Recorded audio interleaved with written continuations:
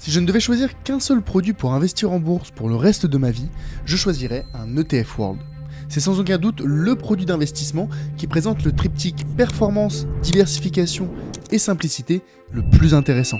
Pourtant, quand il s'agit de choisir lequel acheter, on peut vite se retrouver perdu. Si on se rend sur le site Just ETF, qui référence plus de 2700 ETF, on réalise qu'il en existe plusieurs centaines qui suivent un indice mondial. Donc dans cette vidéo, on va décrypter concrètement ce qu'est un ETF World, on verra les critères pour choisir le meilleur, et enfin je vous donnerai ma liste des meilleurs ETF World. Je m'appelle Charles Elias Farah, je suis conseiller en investissement et fondateur du média d'éducation financière Le Grand Bain. À titre personnel, la quasi-totalité de mes investissements boursiers est en ETF, et un ETF World est une bonne porte d'entrée vers la bourse. Mais attention, d'investir que dans un ETF World peut en réalité être très risqué. Je vous explique pourquoi en fin de vidéo, donc restez bien avec moi. Décryptage du MSCI World. Un ETF World va reproduire la performance d'un indice boursier très connu, le MSCI World. Pour comprendre ce qu'est un ETF World, il faut comprendre l'indice qui se cache derrière. Le MSCI World est un indice boursier qui regroupe 1430 entreprises, toutes des grandes capitalisations venant de 23 pays développés. Et il couvre actuellement 11 secteurs différents. Si on regarde la fact sheet de cet indice, on voit qu'il a une performance annualisée de 8,5% par an depuis 1987, ce qui est proche de la performance historique des marchés boursiers de 8%. On remarque cependant que cette performance annualisée cache en réalité de fortes variations entre les années. Plus 24% en 2023 mais moins 18% en 2022. Plus 28% en 2019 mais moins 8% en 2018. Donc attention, quand vous entendez parler d'une performance annualisée, elle peut cacher une réalité bien plus tumultueuse. Un ETF World va donc suivre cette performance aussi précisément que possible, année après année. Mais d'où vient cette performance? Quelles sont les entreprises qui composent cet indice? Eh bien, si on regarde les 10 principales positions de l'indice, ce sont les fameux GAFAM, Google, dont la maison mère est Alphabet, Amazon, Facebook ou plutôt Meta, Apple et Microsoft, ainsi que Nvidia qui a décollé depuis le début d'année 2023. Ensemble, ces 10 entreprises pèsent pour près de 25% de l'indice. Cette concentration se traduit dans la diversification sectorielle avec plus d'un quart du point de l'indice venant du secteur des technologies de l'information, suivi par les services financiers, la santé et l'industrie. Mais ça se traduit aussi dans la diversification géographique, avec 72% du poids de l'indice qui vient d'entreprises américaines. Cet indice mondial n'est donc pas si mondial que ça. Si vous voulez correctement diversifier votre stratégie d'investissement en bourse, il faudra la compléter avec des ETF dont on parlera plus loin dans la vidéo. Enfin, il y a une caractéristique clé des ETF qui est souvent négligée et qui en fait pourtant l'outil idéal pour les investisseurs passifs. On voit ici que le MSCI World possède un turnover de 2,25. Ça signifie qu'en moyenne, chaque année, 2,25% des entreprises sont sorties de l'indice et remplacées par de nouvelles. La composition de l'indice est donc constamment optimisée. C'est l'effet auto-nettoyant des indices. Vous, en tant qu'investisseur particulier, vous n'avez qu'à acheter votre ETF et vous n'avez plus rien à faire. Ce nettoyage de l'indice est réalisé par la société émettrice, ici MSCI, 2 fois par an. On peut voir sur la fiche méthodologique de MSCI qu'il est fait le dernier jour ouvré de mai et de novembre. Acheter un ETF World vous permettra de vous exposer facilement à cette performance, cette volatilité et cette diversification. Pour autant, tous les ETF World ne se valent pas. Si vous voulez assurer votre investissement pour les décennies qui viennent, il faut analyser les ETF selon des critères précis. J'ai détaillé les 10 critères pour analyser de A à Z un ETF dans cette vidéo qui vous sera proposée automatiquement à la fin de celle-ci.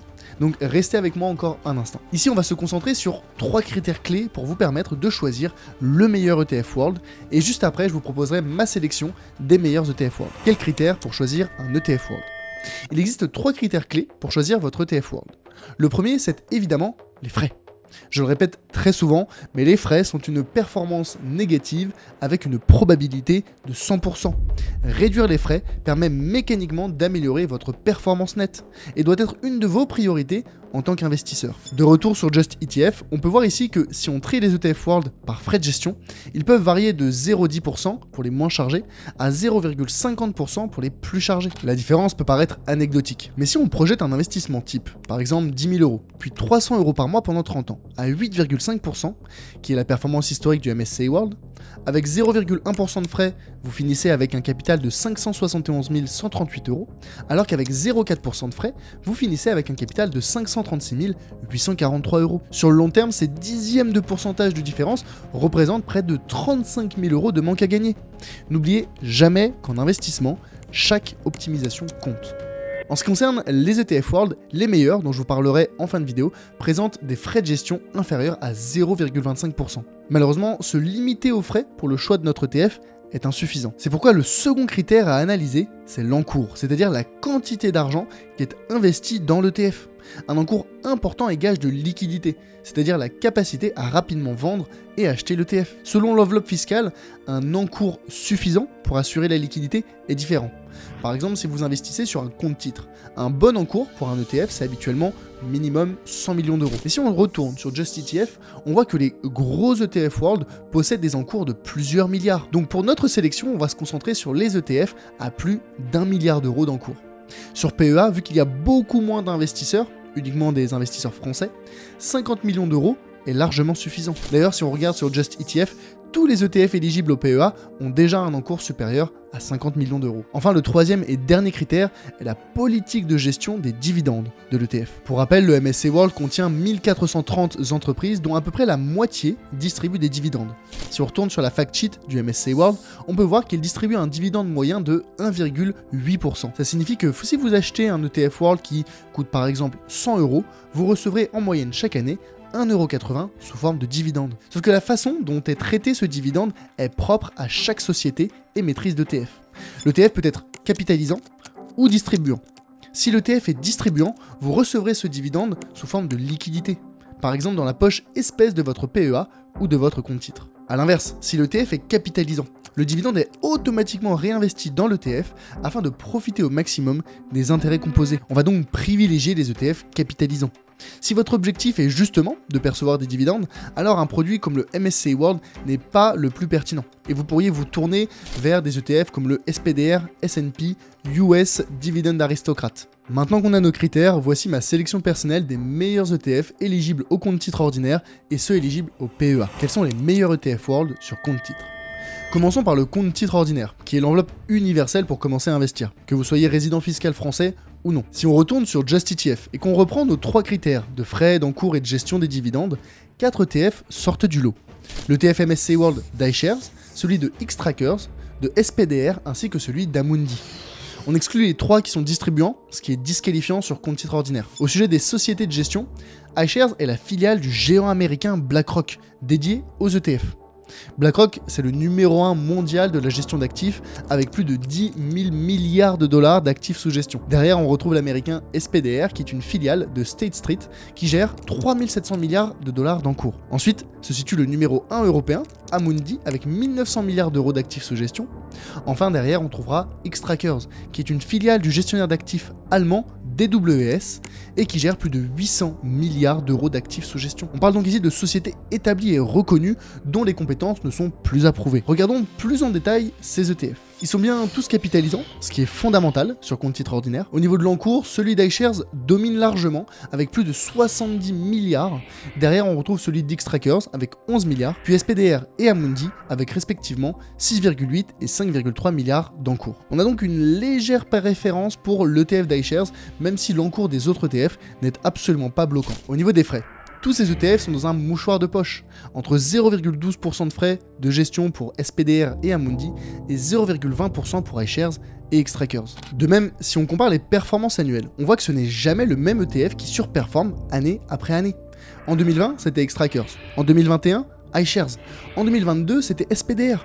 En 2023, quasi-égalité entre Xtrackers et SPDR. Si on s'intéresse à la volatilité, tous sont encore une fois très proches, avec une volatilité légèrement supérieure pour Amundi, ce qui peut expliquer en partie sa surperformance ces dernières années. De même, le couple rendement-risque, illustré par le ratio de Sharpe, qui indique l'équilibre entre le risque et le rendement, sont presque égaux. Le dernier sujet à aborder est le prix de part. Si votre courtier ne permet pas d'acheter des fractions d'ETF, déjà, changez de courtier. Mais si vous voulez rester avec celui-ci, selon le montant que vous comptez investir chaque mois, le prix de part peut avoir son importance. Au moment où j'écris ces lignes, à l'été 2024, l'ETF d'Amundi est le moins cher à seulement 17 € la part, alors que celui d'Xtrackers coûte un peu plus de 100 €. L'ETF de SPDR coûte 34 €, alors que celui d'iShares coûte 93 €. Donc si vous comptez investir une petite somme chaque mois, l'ETF d'Amundi peut vous arranger. En synthèse, ces 4 ETF tiennent dans un mouchoir de poche. iShares est l'acteur le plus imposant des 4 et son encours assurera une meilleure liquidité. Amundi possède les frais les plus faibles et la performance la plus importante, mais c'est en contrepartie d'un encours plus faible et d'une volatilité plus élevée. Si vous détenez déjà des titres, des actions ou des ETF d'un de ces acteurs, ça peut faire sens d'en choisir un autre afin de varier les gestionnaires et ainsi de diminuer votre exposition à ce dernier. Maintenant qu'on a vu le compte titre ordinaire, passons à l'enveloppe à privilégier si vous êtes résident fiscal français et que vous voulez capitaliser autant que possible le PEA. Quels sont les meilleurs ETF World sur PEA ? Sur PEA, le choix d'ETF World est beaucoup plus limité. On voit de retour sur Just ETF qu'il n'en existe que 4, dont 3 de la maison Amundi. Sachant que cet ETF est la même version que celui-ci, mais coté en euros, si votre devise locale est l'euro, autant choisir la version cotée en euros, pour éviter les frais de change sur le Forex. On a donc 3 ETF intéressants à analyser. On a déjà analysé les maisons mères et on a validé que ce sont des acteurs solides et leur encours est suffisant pour assurer une bonne liquidité. Ils sont tous capitalisants, sauf cet ETF d'Amundi qui est distribuant. Sur PEA, qui est une enveloppe capitalisante, l'impact est moindre, car vous pouvez réinvestir le dividende perçu sans passer par la case imposition. L'intérêt de cette version distribuante, c'est avant tout son prix de part, qui est de seulement 31 € contre 510 € pour la version capitalisante. Sur PEA, le sujet du prix de part est important, parce qu'on ne peut pas encore acheter de fractions d'ETF.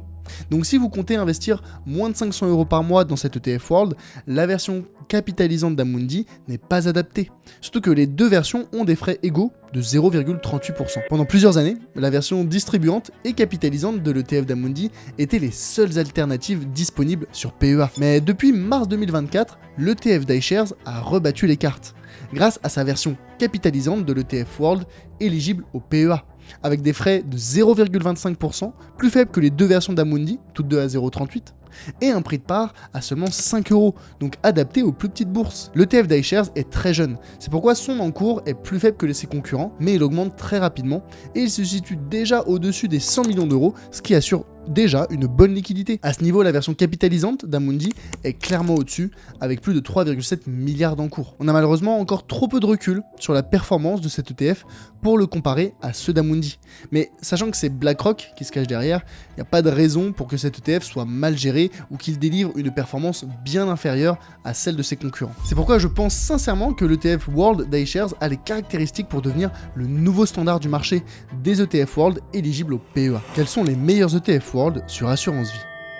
Malheureusement, il est très difficile de répondre à cette question, parce que la réponse va grandement dépendre de votre contrat d'assurance vie et de l'assureur qui est derrière. Généralement, sur PEA et compte titre, tous les acteurs proposent des gammes de produits similaires. Mais sur Assurance Vie, les produits disponibles dans votre contrat sont au bon vouloir de votre assureur. C'est pourquoi certains contrats d'assurance vie ne proposent même pas d'ETF, parce qu'ils sont très peu chargés en frais, et donc ils rémunèrent très peu, voire pas du tout, les intermédiaires financiers. Donc pour savoir quel est le meilleur ETF World dans votre contrat d'assurance vie, vous pouvez regarder les ETF World disponibles dans votre contrat, puis faire une analyse similaire à celle qu'on a fait pour ceux éligibles au compte titre et au PEA. Pour vous donner un exemple. On peut voir ici que le contrat Spirit 2 de Linksea, qui est un très bon contrat d'assurance vie, propose 5 ETF World différents, tous d'Amundi, dont 2 qui ont un prisme sectoriel, donc on va les éliminer. Le World SRI, c'est une version axée sur l'investissement responsable et éthique, il y a une version capitalisante et une version distribuante. On ne peut pas comparer leurs performances parce que la version capitalisante est sortie en février 2024, donc on a encore trop peu de recul dessus, mais en tout cas elle a des frais de gestion de 0,12%, contre 0,30% pour la version distribuante. Donc à choisir, j'irai plutôt personnellement sur la version capitalisante. Si ce contrat d'assurance vie vous intéresse, je vous mets d'ailleurs un lien de parrainage en description. On vient de voir la liste des meilleurs ETF World et vous pensez sûrement être prêt à vous lancer dans l'investissement, mais n'allez pas trop vite en besogne. Je vous l'ai dit en début de vidéo, investir dans un ETF World est une excellente façon de commencer à s'exposer au marché financier, mais seul, il est insuffisant. Pourquoi un ETF World est insuffisant ? On a vu plus tôt que le MSCI World n'est pas si mondial que ça. 72% du poids de l'indice est concentré sur les États-Unis. Je dis pas que c'est une mauvaise chose, mais c'est un parti pris sur l'avenir économique et financier de cette zone géographique.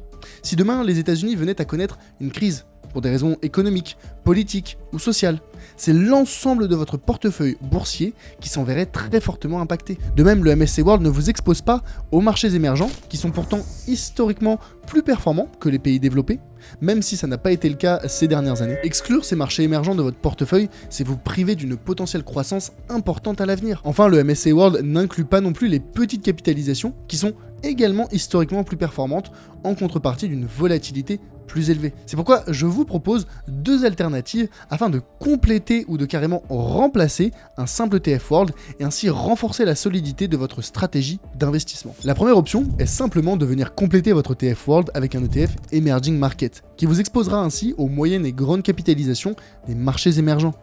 Un tel portefeuille couvrira près de 90% de la capitalisation boursière mondiale, contre seulement 75% avec un simple ETF World. Vous avez par exemple cet ETF d'Amundi qui est éligible au PEA, et celui-ci, toujours d'Amundi, qui est pour compte titre avec des frais de gestion plus faibles et qui est bien capitalisant. Avoir deux ETF reste relativement simple à gérer, pour autant vous pouvez ainsi moduler le poids de chacun dans votre portefeuille à votre guise, selon vos convictions dans les marchés émergents. Plutôt que d'avoir deux ETF, une alternative plus simple est d'acheter un ETF ACWI, qui couvre les moyennes et grandes capitalisations des pays développés et des marchés émergents. Donc c'est la même couverture que précédemment, dans un seul ETF, mais sans avoir la flexibilité de changer la pondération. Cet ETF regroupe plus de 2700 entreprises et ses performances sont très proches de celles du MSCI World parce que les pays développés, ce sont eux qui ont drivé la performance ces dernières années. Il n'existe aucune version de cet ETF éligible au PEA, on pourra uniquement en trouver sur compte titre ordinaire et éventuellement sur certaines assurances vie. Il y a par exemple cette option d'iShares. La dernière chose qui nous manque pour réellement compléter notre exposition au marché boursier,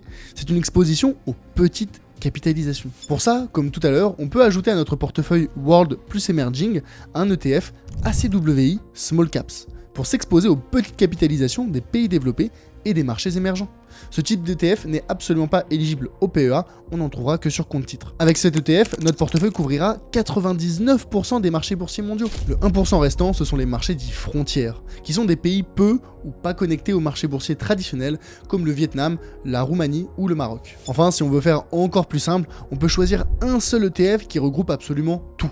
Les petites, moyennes et grandes capitalisations des pays développés et des marchés émergents. C'est le fameux ACWI IMI, que vous ne trouverez que sur compte titre ou assurance vie, par exemple cette version de SPDR. Ne vous me prenez pas sur ces optimisations qui peuvent sembler anecdotiques, on l'a vu plus tôt dans cette vidéo, même 0,5% de performance en plus sur le long terme peuvent représenter des dizaines de milliers d'euros de différence. Donc si un ETF World est une excellente porte d'entrée à l'investissement en bourse, elle est très loin d'être suffisante. Pour avoir une stratégie d'investissement complète, il faut également réfléchir à la place qu'il faut donner à l'immobilier, aux obligations, au private equity, au crowdfunding, pourquoi pas aux crypto-monnaies, aux ETF Smart Beta pour les profils les plus dynamiques. Si vous voulez construire votre stratégie d'investissement complète, optimisée et personnalisée, je vous invite à consulter ma formation offerte en description. Si cette vidéo vous a plu, je vous recommande celle-ci, dans laquelle je décrypte de A à Z le fonctionnement des ETF, ainsi que ma sélection des 5 meilleurs ETF en 2024. Pensez à vous abonner si ce n'est pas déjà fait. C'était Charlet, conseiller en investissement, et on se retrouve très vite pour une prochaine vidéo.